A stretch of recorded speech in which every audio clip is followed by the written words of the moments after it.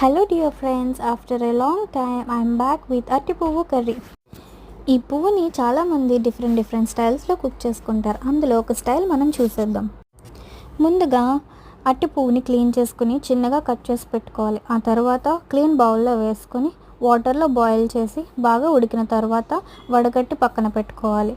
ఆనియన్స్ని పచ్చిమిర్చీలు కట్ చేసి పెట్టుకోవాలి. స్టవ్ ఆన్ చేసి కడాయి పెట్టుకొని ఆయిల్ వేసుకొని ఆయిల్ హీట్ అయిన తర్వాత 2 నుంచి 3 వెల్లుల్లి, కొన్ని పచ్చిమినుములు, కొంచెం పచ్చిశనగపప్పు, 2 నుంచి 3 ఎండుమిర్చి, 2 రెమ్మలు కరివేపాకు వేసుకొని వేగించుకోవాలి. బాగా వేగిన తర్వాత కట్ చేసి పెట్టుకున్న ఆనియన్స్, పచ్చిమిర్చి వేసుకొని చిటికెడు సాల్ట్ వేసుకొని మగ్గించుకోవాలి. తర్వాత చిటికెడు పసుపు వేసుకొని మగ్గించుకోవాలి. ఆ తర్వాత కొంచెం అల్లం వెల్లుల్లి పేస్ట్ వేసుకొని వేగించుకోవాలి.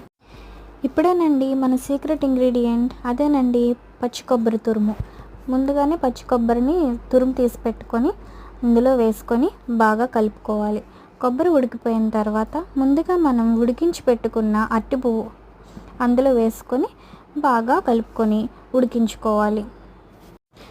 ఇందులో వేసుకున్న కొబ్బరి మరియు అట్టి పువ్వు మంచిగా ఉడికిపోవాలండి. ఉడికిపోయిన తర్వాత నేనైతే 2 స్పూన్ల కారం వేసుకున్నానండి. మీ రుచికి తగ్గట్టుగా మీరు కూడా వేసుకోండి.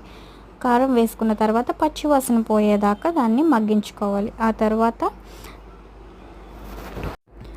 1 స్పూన్ గరం మసాలా వేసుకొని కలుపుకోవాలి. నేనైతే ఇంట్లో తయారు చేసుకున్న గరం మసాలా వేసేసుకున్నానండి. గరం మసాలాలో ఏమేమి యూస్ చేశానంటే యాలకులు, లవంగం, దాల్చిన చెక్క, జీలకర్ర, ధనియాలు, గసగసాలు వేసి మిక్సీ పట్టేసుకున్నానండి. అదే 1 స్పూన్ ఇందులో వేసుకొని కలిపేసుకున్నాను.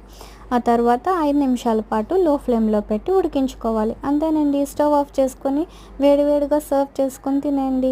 Thank you for watching. మీకు నచ్చితే లైక్ చేయండి, కామెంట్ చేయండి. మీరు కూడా ఈ రెసిపీ ట్రై చేయండి. మీకు ఎలా అనిపించిందో కామెంట్ చేయండి. నచ్చితే ప్లీజ్ సబ్స్క్రైబ్ మై ఛానల్ అండి. Thank you so much.